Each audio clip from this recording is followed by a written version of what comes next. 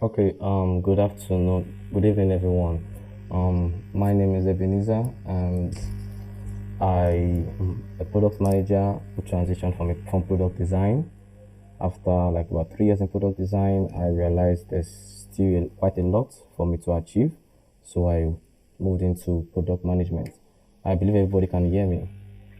Okay, so yeah, thank you very much.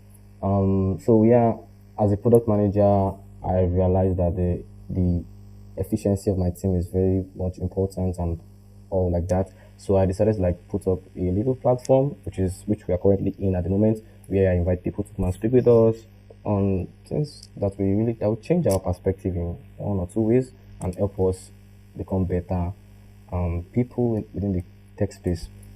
So this evening, sorry, I will be welcoming one of my boss in the industry. I really respect her a lot. She's fantastic, she's a fantastic person, and I really do respect her. The fact that she's even here today, I had a discussion with her earlier, like a few minutes ago, and the fact that she's even here today really says a lot about it. So please, I would really appreciate if everybody can give this 40 minutes to her, 30 to 40 minutes to her. Let her just impact us with a lot. It's really an honor to have her with me or with us here. So I will share my screen just to do a very brief introduction. Please, if you can see my screen, please just, I believe you should be able to see my screen because it's coming up. Yep. Let me pin it for everybody. So I believe everybody can see my screen. So yes, yes, thank you very much. Thank you very much. So yeah, thank you for that. I really love that. So Vivian Jacobs, or like I would prefer to say Mrs. Vivian Jacob Chinaza, is someone who cares really deeply about people. She understands that great idea alone are not enough, but the execution is what truly brings vision to life. She's a project manager and operation leader and growth strategist who has worked with teams and communities over the years, helping them build system, create clarity, drive meaningful impact. She's the head of operations at CEO App. You can check it out on LinkedIn, and also research lead at Pivot Africa. Personally, I have seen that she is someone that is passionate about leadership, personal development, community building, and empowering individuals to grow intentionally. That is why she founded Anambra LinkedIn community. Now, this was where I actually got to meet her first, not like physically, but virtually basically. She made a post some time ago about this Anambra LinkedIn community that she hosted. That was when I saw a post. I was like, okay, Anambra LinkedIn community. That's because within that same period I was doing a research on LinkedIn communities around me, and I realized there's one for Lagos. So I attended Lagos one. So similar posts were coming to my feed. So I saw a post. I was like, okay, who is this lady? Then I started seeing her post, and that was how I got to. She does not tell anybody, but that was where I got to know her from. So moving on. Yep, moving on. Through our work and page, she consistently shares practical insights on project management, leadership, and building sustainable system. Please, with a warm emoji or with a resounding reaction, yeah, using the Google Meet and all. Please join me as I welcome Chinaza Vivian Jacob as she takes us through today's session. Thank you very much. Thank you very much. Yeah, thank you for those for the emoji. I really do appreciate. And mind you, please, today this is being recorded. I'll create put it in a drive and make it available for as many of us that are interested in like revisiting this space again after today. So thank you very much, everyone. I really appreciate you. Please join me as I welcome Tinaza Vivian Jacobs. Hello, hello, hello, hello, hello, hello. Good afternoon, good evening. Um, I trust everyone is having a beautiful and wonderful day. I didn't know actually. Are you serious about how um you discovered me? I'm honestly serious. Honestly, because I actually do wish I can be part of leading community in Nigeria. I have always wanted to. I have always wanted to. So I'm really like hyped about it. Because I love LinkedIn a lot. I don't know why people don't like LinkedIn. People, yeah, there's this bias about it for LinkedIn outside. I love LinkedIn a lot. So I follow LinkedIn Nigeria, LinkedIn Lagos, and I really want to be part of their team. So I really follow them a lot. I came across the founder. The founder, no, even I don't know the founder of LinkedIn Lagos. I'm thinking it will be Emmanuel or this guy, but I don't know them personally. So yes, that was how I first came across your post. Yes, yes, and that's why I think if you heard this, what you just said now, I kept thinking or remembering how I do tell everyone around me on the importance of visibility. Okay, sometimes people count views and engagement so much, they value them so much that it takes it takes the place of productivity. Okay, now in imagine I kept short, I kept mute, and didn't show up. Things like this would not come. People like this would not have known I existed. People like this would not have known, oh, there's something valuable from this person somewhere. I've I've had so many engagement opportunities, so many speaking opportunities, and that's just about speaking. I've had so many job offers, and then when you go through my engagements, I don't have the best. In fact, I'm not even close an inch. Is it an inch? I'm not even anywhere close to having engagements on my post. But then, to an extent, I am fulfilled. I'm satisfied at the pace I'm growing because the people who would see you will see you. Okay, so that's that for that. I don't want to really, but then I always have something to say about personal development and personal growth, especially when it comes to visibility. That thing you do, talk about that thing you do. Put it put it on as a diamond. I do tell it to people. Stop looking at the views, the engagements, the DMs that comes from it. It will come. It will come only if you are just, be happy with it. Be happy with it. It's like you setting up a store. This is the scenario I do use. It's like you setting up a store, provisions or whatever you sell, and because nobody came to buy today, you decide not to show up tomorrow. Because only two persons came to patronize you today, you decided not to show up tomorrow. Imagine, how would you view that kind of person? How would you see that kind of person? This is how online visibility works. Alright, so it takes time to build, and then every person who comes across your presence online has something to offer, only that possibly the time is not yet right. Okay, imagine this went on. I didn't know about it. The first time you reached out to me was for this opportunity, was to be here. Okay, but then I made this post about this months ago. Alright, so let's move on, but I hope you gained something about this. I don't need door classes, so please, the chat box is open for us to interact, and then we can always interact. I don't need boring classes. Okay, so now to our topic of discussion.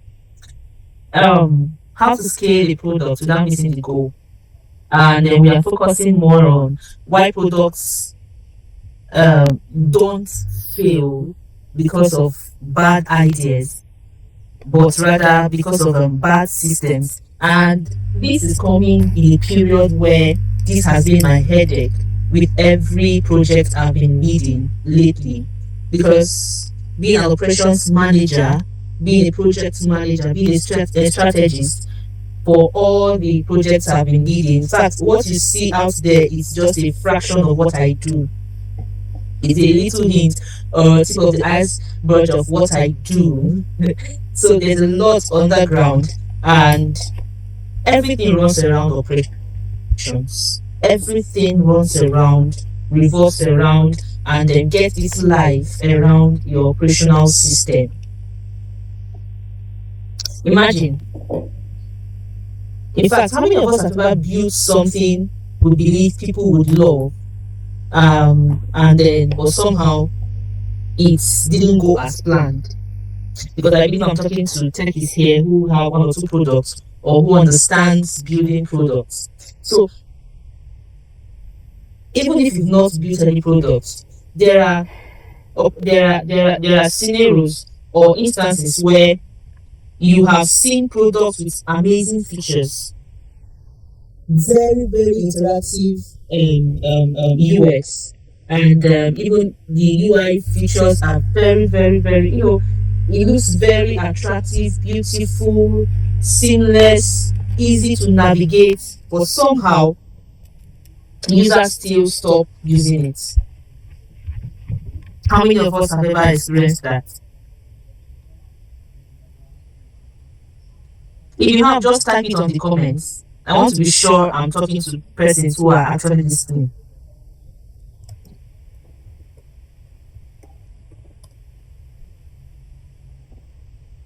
Yes, so there are instances where people build things, have products, solutions to problems, but yet people don't actually welcome it. You just thought, if this person is going through this as a problem, then this I can think of a solution, and then you sample your opinion to people, you do a market survey, you know users test it and say, wow, this is good, this is beautiful, this is awesome, and then you are happy that once this thing launches, it's going to really really take you far, fetch you some coins and the rest of it.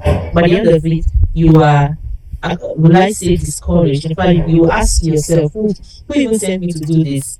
Everybody who encouraged me to do this, where are they now?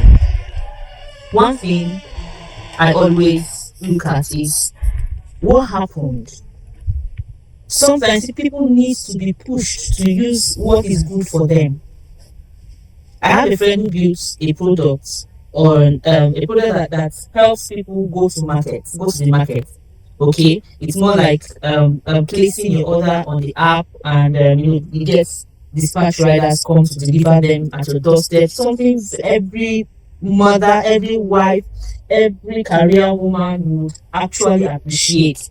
You are sitting in your office, you're not thinking of going to the market, you just place your order and it comes at a discounted price. It made it so seamless, so easy that you get what you want freshly from the farm, not store bought, not something that is being preserved from the farm. You get market women registered on this app.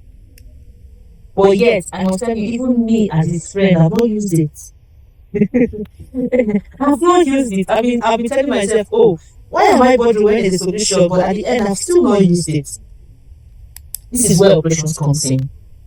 This is where a system that controls your user base, your customers, your product also. This is where it comes in.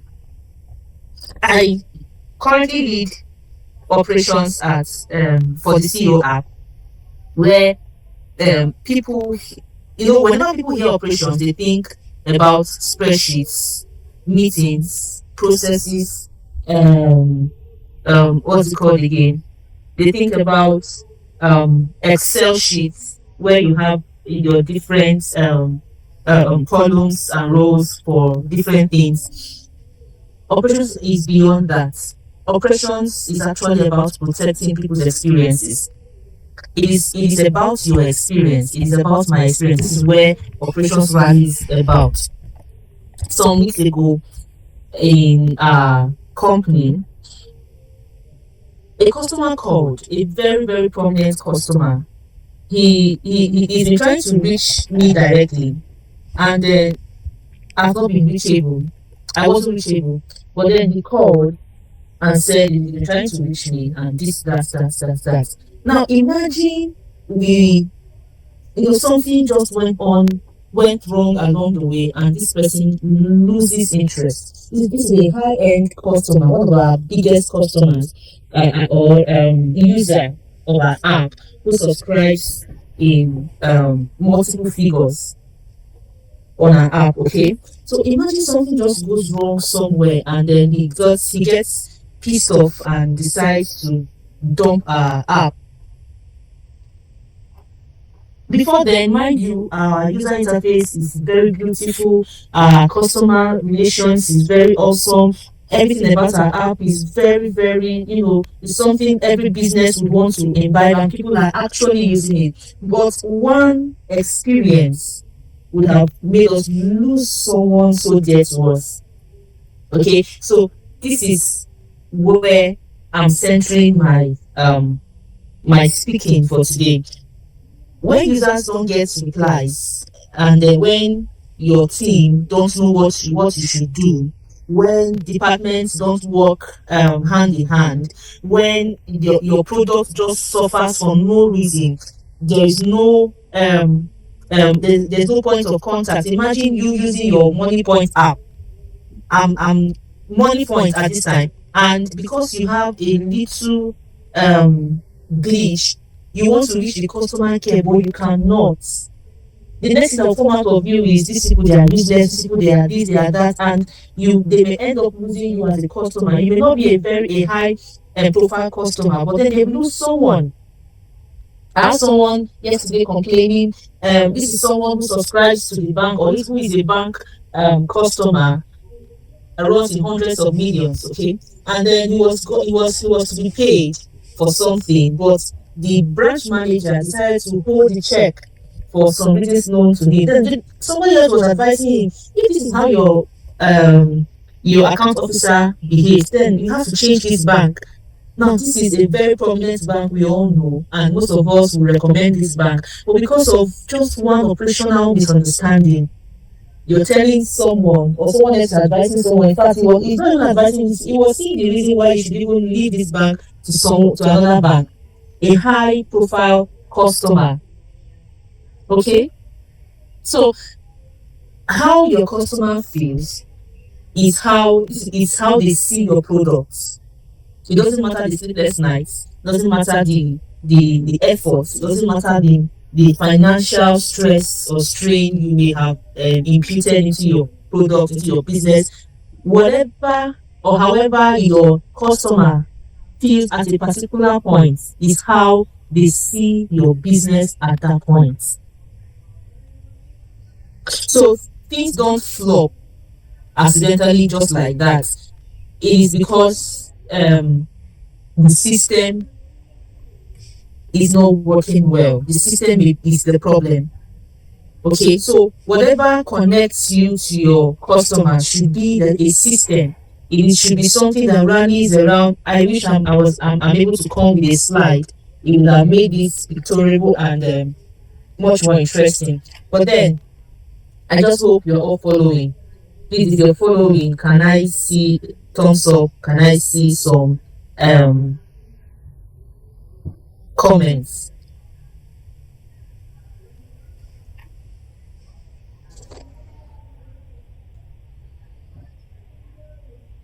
Thank you. Thank you. Okay, now number one point I want us to know is that products don't just scale. Products don't just grow. Products don't just make sense or make meaning. Systems actually do. Imagine building a beautiful house. Everyone admires it. But not just the foundation. Sometimes your foundation may be good, but then there may be some leakages on the wall, some cracks, some lighting issues, the pipings were not going well. You may have some other little operational deficiencies. Definitely, that beautiful house may not survive.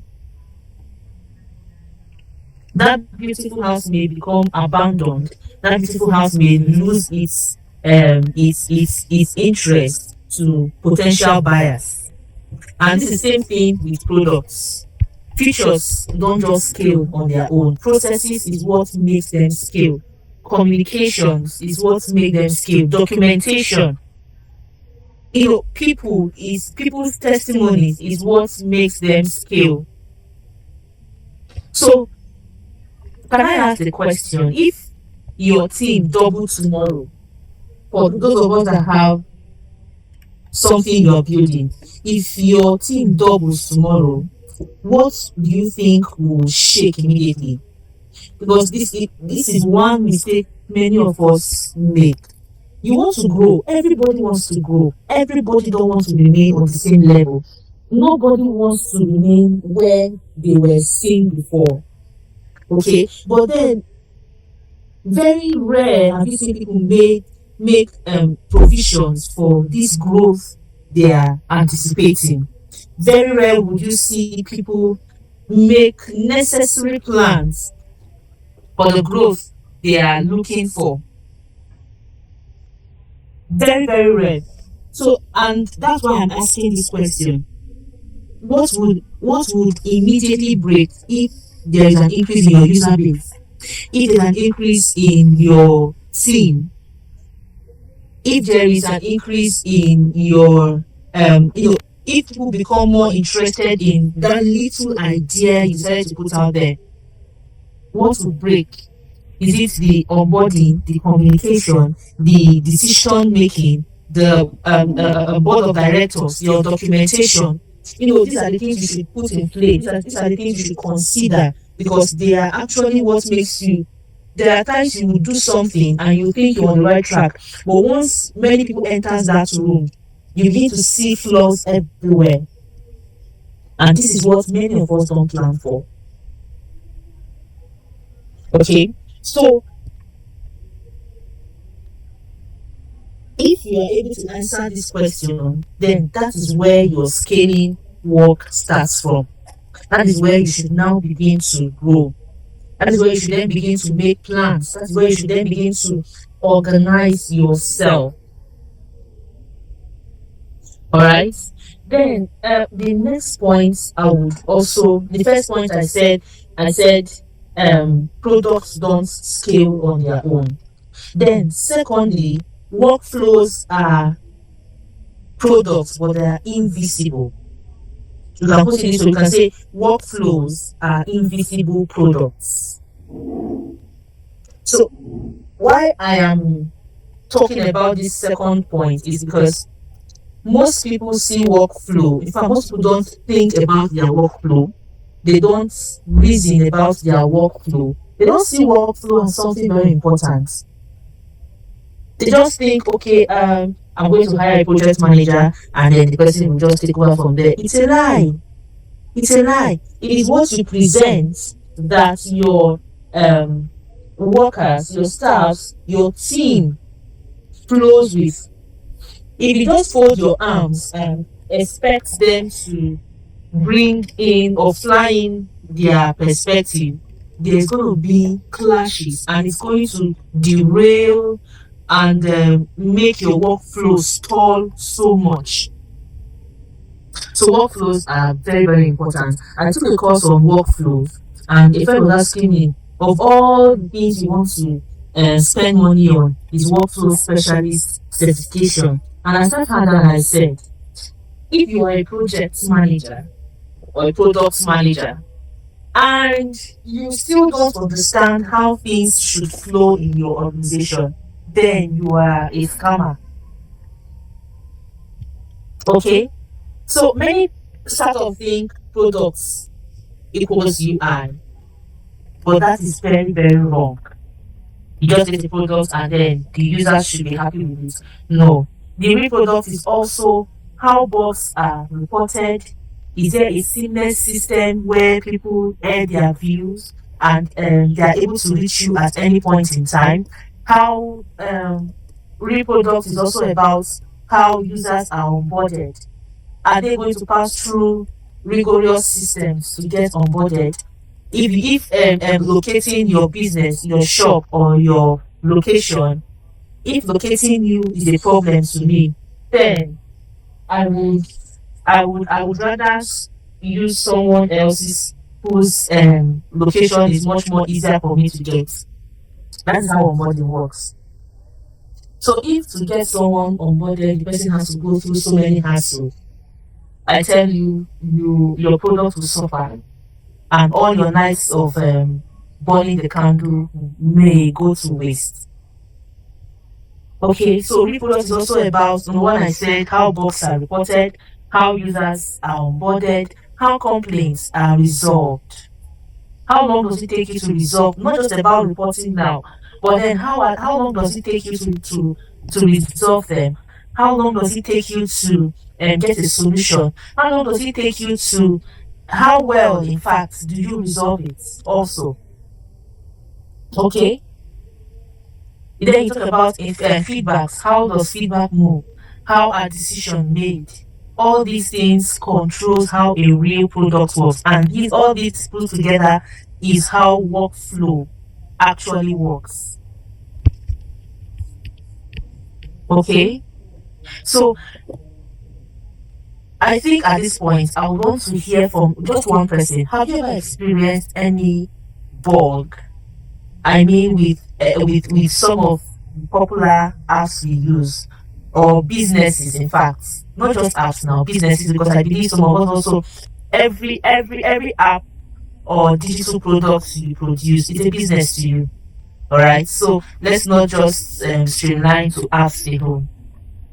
If you had an experience about um bugs or difficulties, problems, challenges in a particular app or business, can you just in 2 minutes, yes, share your experience and let's analyze it with it? You can just unmute your mic and I'll give you 2 minutes.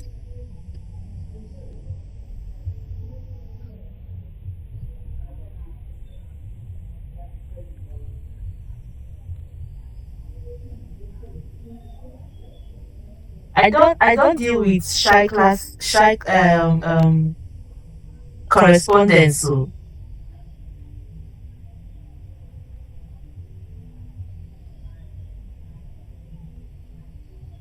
all right, okay, fine. Now, enough of the of that. I want us to build the workflow together.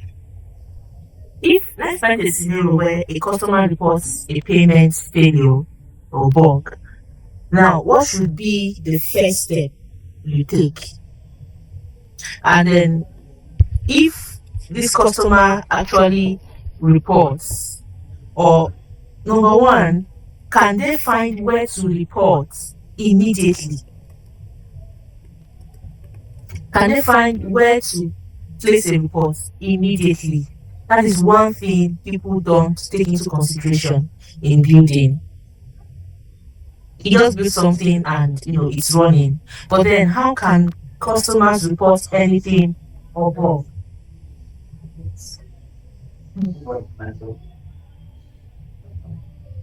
Okay, that should be your first step. Then secondly, who then owns this responsibility? Now this is amongst your team. Who should own it? Who should make sure this customer that has reported or that has been able to find where to report is being attended to? Okay, so I'm trying to build this in a way that you get to understand it. All right. Then, if this person picks it up, or if you're able to identify who should own this responsibility, not who should be blamed, please, but who should carry this complaint and make sure it gets resolved. Not who should be blamed. Okay, so that is the person who owns it. Now the person owns it, and then what then happens next? How does the engineering or the tech department start or make sure that this bug is being treated properly? And then who now closes the issue? Who now gives a good end, a perfect end to the issue? Okay, and then mind you, this happens inside your team. Then on the output, how does the customer get informed? How does the customer's feedback get informed? All these now depends on your operational stability. Sometimes this customer needs an answer immediately. In fact, if this complaint is on phone through a customer care line, they need an answer immediately. How do you handle that when the answer is not there immediately? So all these things are what you put into consideration. All these things are what you put into consideration. Then my next point, which may be my last point, is experimenting the right way. Experimenting the right way. Now, there's something startups, there's a particular language startups love to use. We are testing. We are testing. We are testing. Oh, want to test this, want to test that. But many of them, if you take a deeper look, you will see that they are actually guessing. They are just guessing. Now, testing means have a what's it called now? Hypothesis. Something you are measuring with. Measure something.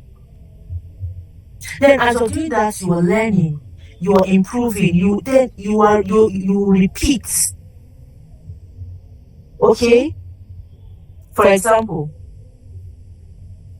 when a customer complains about something, you just say, oh, we changed the home page. Okay? But that's wrong. It's better you say something like, we believe changing the home page headline will increase sign-ups. You know, now you have a reason, and this reason is something you can communicate very, very, very intelligently. You don't not look at the home page and say, oh, this thing is not looking beautiful. Let's change it and make it red. Let's do this, let's remove this one. And are you carrying your customers' experience in mind? So for every change we make, there's a reason we always attach to it. Okay, not just vague reason, not just ordinary reason. Oh, remove it. It's not like this. It's not like that. Remove it. No. For example, we did a recent upgrade or change on the CEO app, and each time we do any or we carry out any changes, we always have the customer in mind. We always think, okay, we want the customer to be able to understand this. This language is too heavy for customers. Can we use a simpler language? This feature here, customers may not be able to see it. Can we bring it this way? Can we make it in a way? Now, it's not because we want it, but we always think about the customers. All right. So now you have something to measure with. You have something to align with, something to face or stand up in opposite directions with. All right. So now I would want to ask just a very simple question. What would you tell or what metric would tell you your product is becoming more useful? Because some persons just want their product to blow, to become bigger, instead of thinking of how it will become more useful. There was at a point where we had very few customers, but it felt like we were satisfied because these people use our app and we earn bigger than people whose app are, who has more user base. Okay, these few persons are subscribing in high amounts, and they are ready to flow with us whichever way we are flowing, because our customer experience is very, very, very, very, very relatable. So they are ready to endure with us, they are ready to flow with us, and yet they are paying in high figures. Okay, they are paying in high figures. So at the point we felt, oh, we are progressing, we are growing, and then we were actually very, very, very comfortable, even though of course we intended to grow bigger. Okay, but then we saw this peace of mind it gives instead of chasing crowds. Okay, so what metric would tell you that your product is becoming more useful? It's the reason why I want us to answer this question yourself. How do you know not just your products, your intellectuals? Some of you don't have a product, okay, but then you are very intelligent, you have values, you have intellectuals, you have that. How do you measure the fact that you are growing?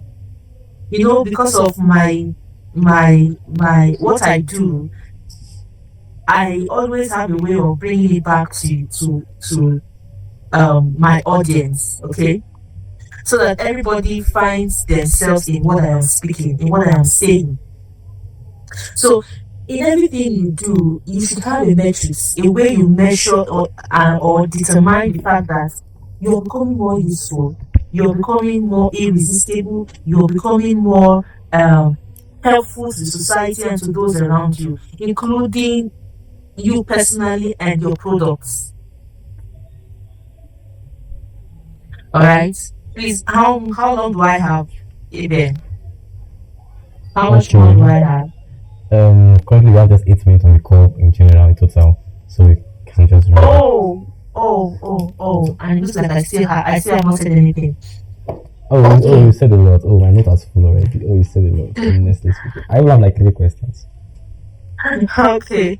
Okay, so I think how can I handle? Okay, I think I'll handle this question. Aside from all the rhetorical questions I've asked, they are rhetorical because I want you to write them down yourselves and go back and answer them yourselves. For now, I want to ask, what's one challenge your team is facing right now that you think we can solve together?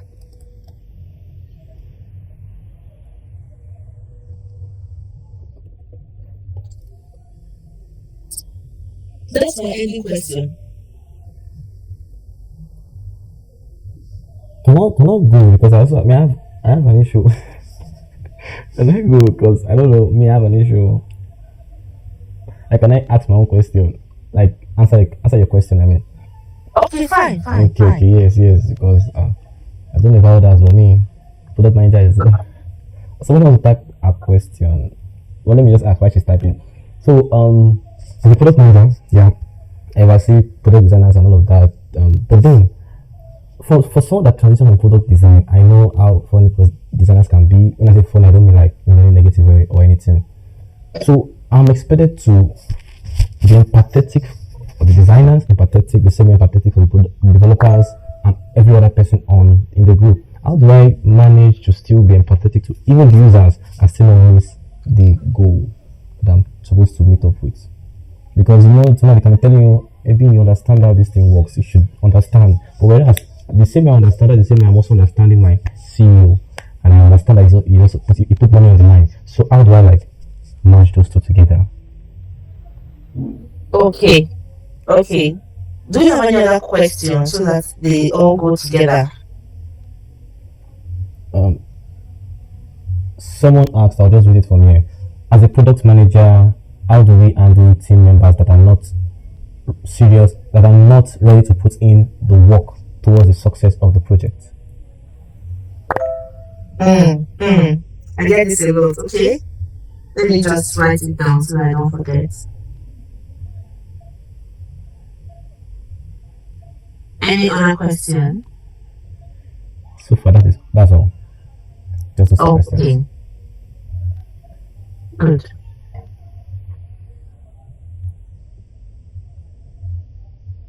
Okay, number one. I'll start on the first question actually. If I will rephrase your question, how do you balance being empathetic and still being productive? Right? Yes. Hope I'm right. Yes, yes, yes.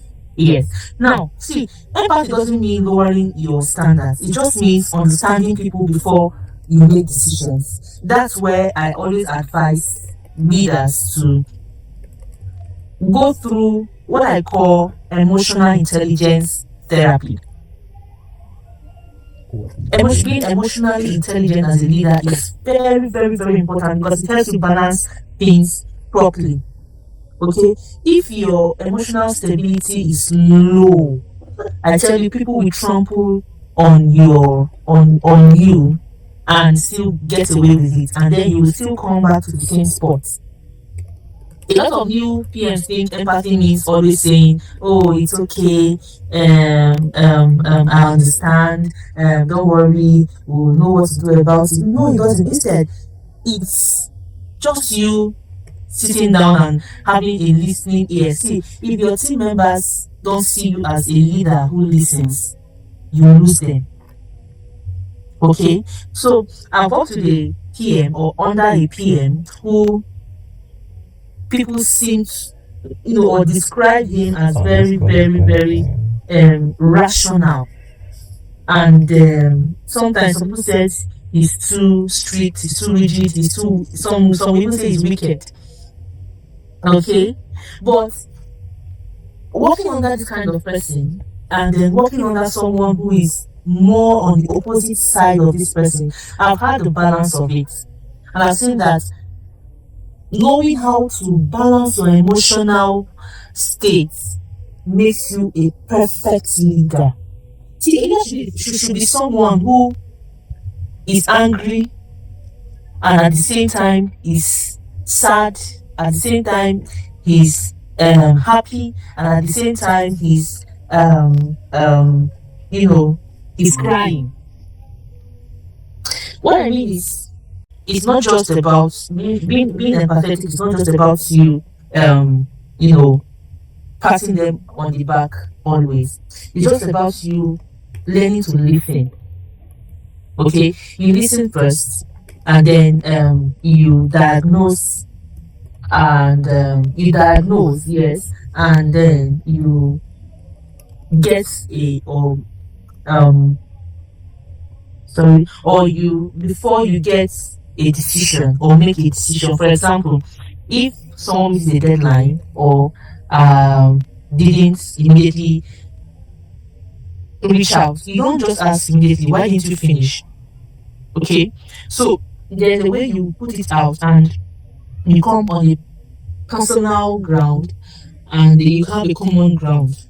All right. I still tell leaders it's not all the time you are being rational. I've led groups of people, I've led multitudes of people, both in the professional space and in the community space. All right. So I've seen that people love it. A good leader leads beyond the task or beyond the position. I've been saying this over and over again because I've seen that how it helps people lead properly. You lead beyond the task. If you want to get people to, in fact, I think this is going to answer both questions. It's actually intertwined. Okay, so I've seen this happen, that when you connect beyond leaders. I was recently called upon to project lead or project manage a Pan-African platform, and the first thing I did was there was already an existing team, especially team leaders, and what I did first was to place a call. I placed calls to all the team leaders. This is not WhatsApp messages, I mean calls, and we interacted even beyond the task, even beyond the organization. We interacted, how are you? I hope you're eating this morning, and the rest of that. Now, it gave a common ground for us to then interact properly. It gave a common ground for us to then, and we interacted, and one question I asked all of them is, you've been working with this brand, and I'm just coming in new, and I'm not just coming in newly to sit and watch. I'm coming in newly as a project manager. So, what do you think I should be doing? What do you think the other or the previous project manager was not doing right, and the rest of that? Now, ordinarily, some persons may want to hide under the fact that I want me to come in to say something, and they say I said it. But because I made sure we bonded very well, and then I threw the question like it was just a joke. Come and see replies. Come and see, okay, I wish we'll do like this, we'll do this way, we'll do that the other way. It actually has helped me manage them very well. Now I now know what I should do beyond my profession, beyond what we are taught as project managers. So when you come in, you do this, you do that, you create a workspace. Beyond that, all right. So this has helped us to bond. Whenever there's a task, everybody knows that, oh, they've now bonded beyond just produce a design. We've bonded beyond just give your reports. We have now bonded to the point that this project is not just lying on the head or the shoulders of the project manager. It is now lying on everybody's shoulders. All right. So that is where or how empathy should work.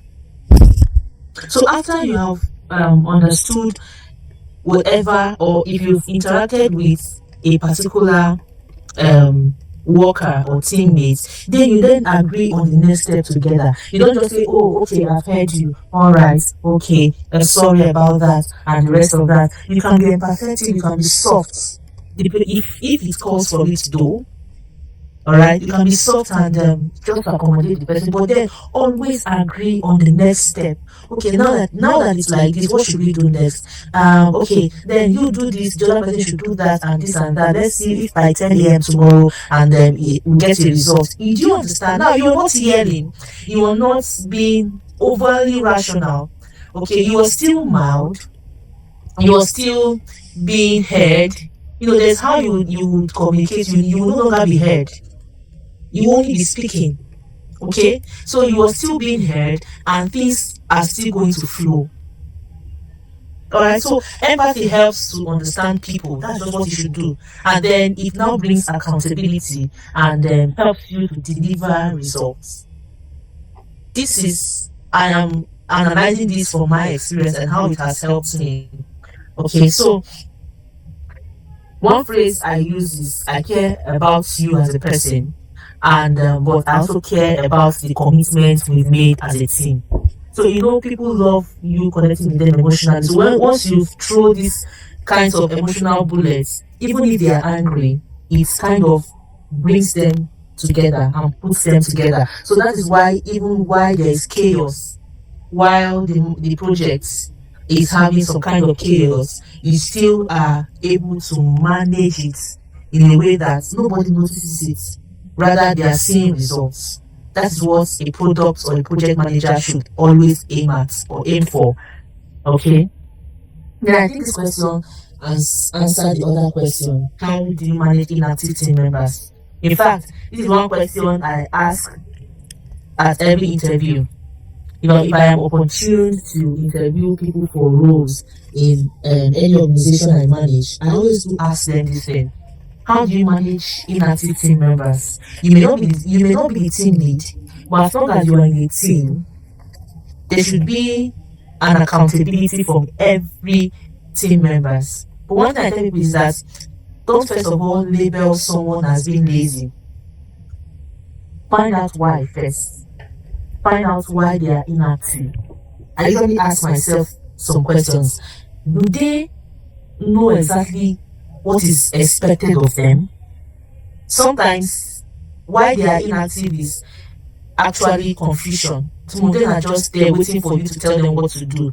But if they understand what their department is meant for, or what is actually expected of them, some of them will deliver without you chasing them. Some of them though. Then secondly, do they have the skills to do the task? Some of them are just there to learn. Some of them are there to get something to do. Especially if it's on a volunteer base. I've led lots of volunteers, and I do tell people, I was interviewed for a position a few months ago, and the interviewer was like, okay, I've seen that most of the things you do are mostly on volunteer base and the rest of that. And I said, you think it's easy to lead people who are working for you for free? Being a volunteer lead is one of the biggest or most challenging tasks I have, or I would say ever exists. Okay? Leading people who you don't pay. You have to pet them and still shout at them and still be the ones to come back to them, and still, because to an extent they're doing you a favor. Alright, so sometimes most of these persons are there to learn. Some of them don't have the experience. So you have to keep pushing them and pushing them and pushing them. Some are just, they need support, they need training.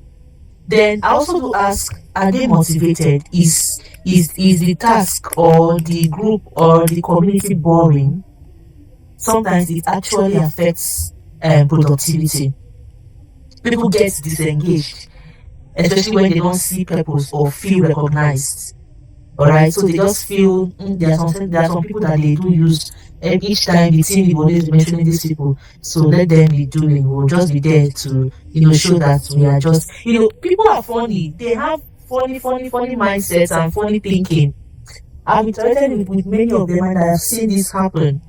Okay, so another thing you should consider is if they are or there are some challenges that are affecting them. Some may be going through some personal challenges. That's why sometimes a quick one-on-one conversation can reveal a lot about them. I do that very often, and I've seen that this is where most of them get slacked behind. All right, so that is one thing I do, and my approach to all this is most of the time I listen, have a private conversation.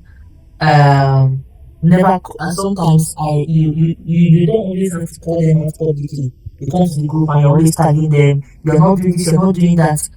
Sometimes just a little subtle words like, "Hey dear, I've noticed you've been less active recently. I just wanted to check on you. Let's know what is going on.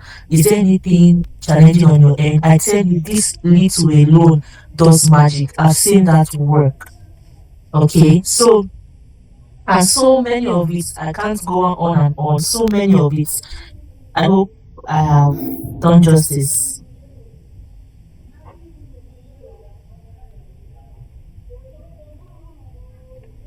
Sorry, I didn't know I was muted. Yes, you did answer it.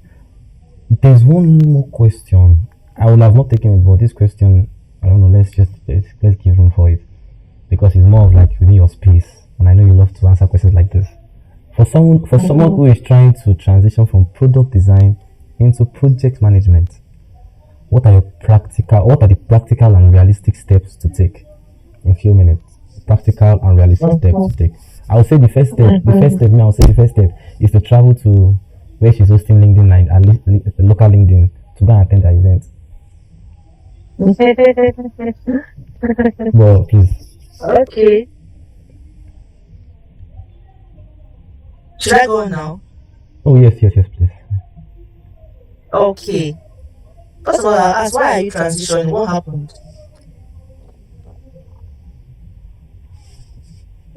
Is that the question you would love to answer?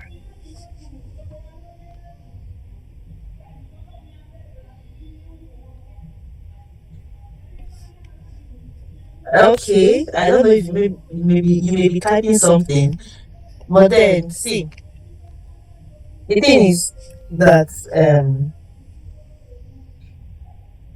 at least there's a good news. You're not starting from scratch. You're only transitioning. You're not beginning. You're not looking out for what to do. Okay, that's a plus. All right, it's a plus. But as a project manager, to an extent, you already have skills and you already have wings. Let me put it that way. Developed wings that project managers actually need. Something like stakeholder management. What I mean by stakeholder management, managing your clients, okay, and interacting, communication, prioritization. You already know what to put first and last. Problem solving skills, risk management or risk identification, as they put it. Collaboration, especially what's this word? Cross functional collaboration mindset. You already have some of these skills that project managers actually need. But the main difference is in focus. Okay, a product manager would always ask, "Are we building the right products?" But a project manager would ask, "How do we deliver?" Okay, how do we deliver on time, within scope, and those are language we do use. How do we deliver within scope, within budget, and on time? So that is just the two difference. It's about delivery. Okay, some steps I would think or advise is, first of all, take your time to learn project management fundamentals. In as much as you have these already developed skills, transitioning from product management, you have to sit down first and understand the basics of project management. Okay, understand concepts like scope. There are some languages we do use: scope, schedule, budget, quality management, stakeholders management, and the rest of it. So you get to learn all these things from trainings or going through some project management classes or trainings. Then secondly, you start managing projects where you are. Don't wait for the title. Okay, you can volunteer to do some, volunteer jobs. Not really taking up core project management roles. You can actually handle things like organizing meetings, um, lead a product launch, coordinate any product release, and the rest of it. So you can just start gradually, and not seeking for core project management titles or offices or roles.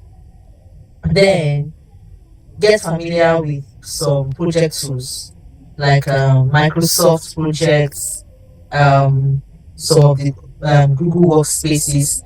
I use more of Notion and what's it called now? I use more of Notion and Monday.com, depends on what or the ambiguity of the task. And I zip. Okay, so just get familiar with some project management tools. You can start one at a time. But one thing I always do say, I've said that in so many of my LinkedIn posts, that's because experience has taught me that tools is not actually what make you a project manager.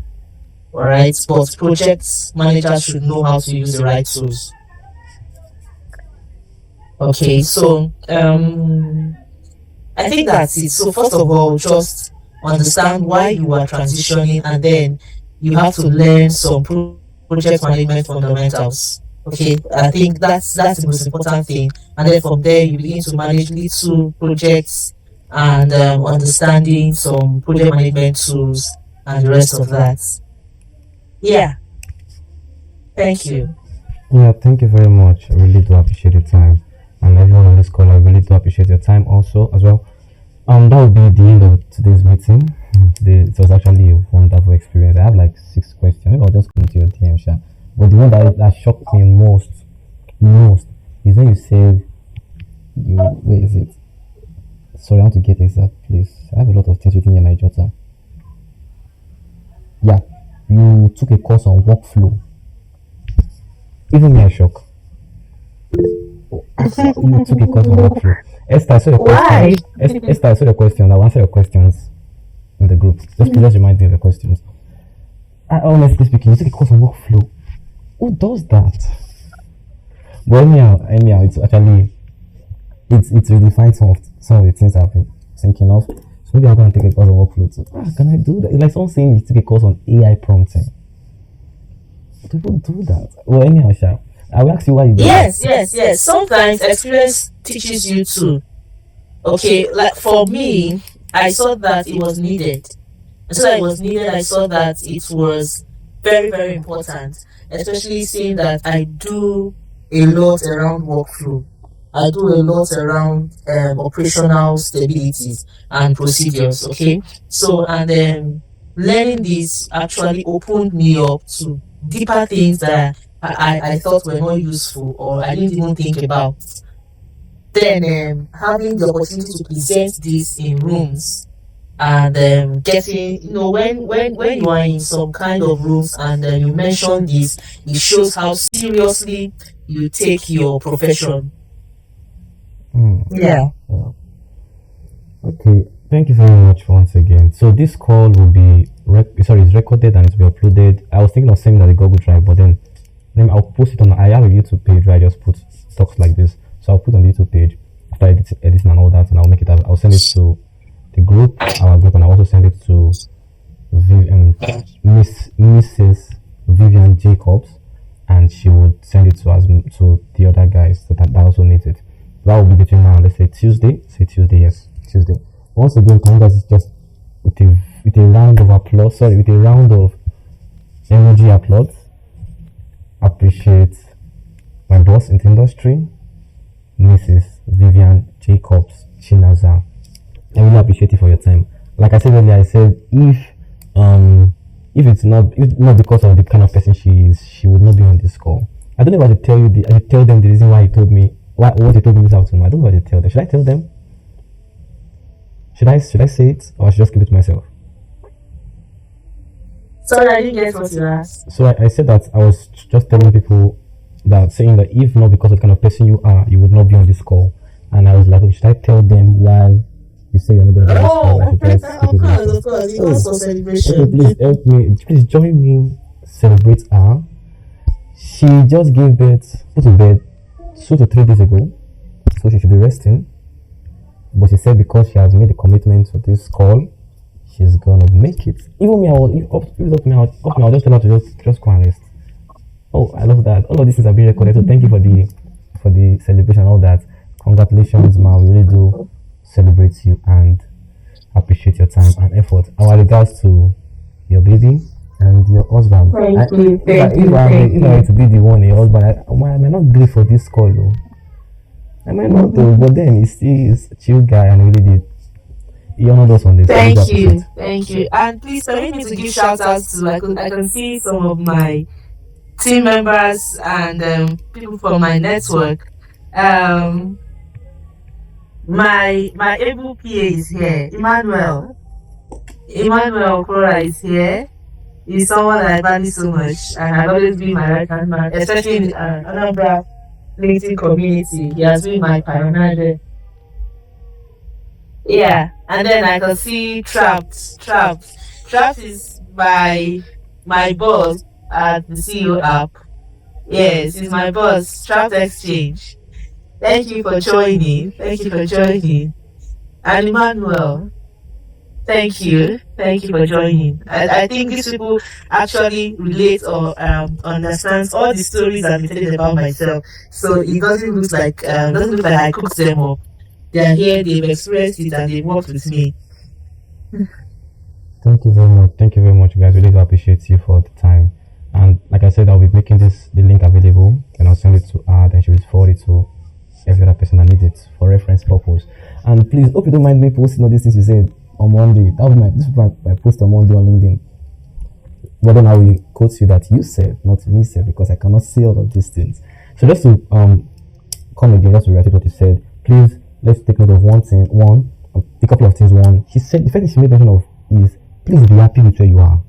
Be happy with where you are and put yourself out there. Put yourself out there the way you are and be happy with it. Oh God, people can oppress people on LinkedIn. Oh my God.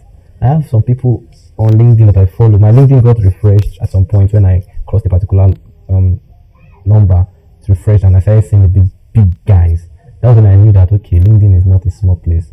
I see people with 100k followers, 106,000 followers. For God's sake, with even LinkedIn will make a post. LinkedIn themselves will make a post, and that post will be having like 1,000 likes, and it will be sponsored. It's being sponsored hard. But these guys will make a post on LinkedIn within 24 hours. You'll be seeing 3,000 likes. Even let's not go into that. Post, please tell the world who you are, and be happy with where you are. That's how it's supposed to be. Don't kill yourself. And also, she's talked about build a workflow, experiment, and most importantly, start from wherever you are. Start managing from wherever you are. Wherever you find yourself, volunteer and be good at what you do. Me now, if I see LinkedIn Nigeria, if I see their form like this, I'll go and volunteer. LinkedIn Nigeria, LinkedIn Lagos. Please, if I can get a connect, I would really appreciate it. Go LinkedIn Nigeria. I actually love LinkedIn Nigeria a lot. LinkedIn Nigeria, LinkedIn Lagos. I love them so much. So thank you very much. That will be all for today. See you guys next week. My team, Michael Adenusi will be with us next week. The head of product design from our doc. That's this app Proco Doctor. This app head of product design will be with us next week to just share a thing or two with us. And that will be all. Thank you very much once again, everyone. Thank you, Mrs. Vivian Jacob Chinaza. I really do appreciate it. I really do honor this.